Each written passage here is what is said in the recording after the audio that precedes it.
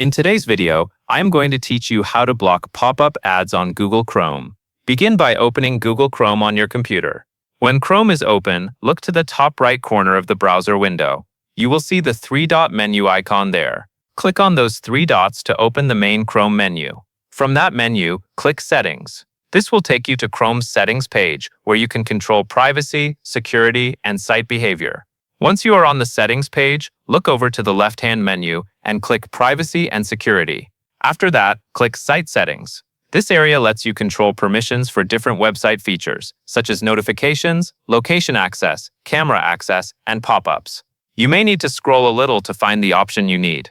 Now scroll down until you see pop-ups and redirects, then click on it.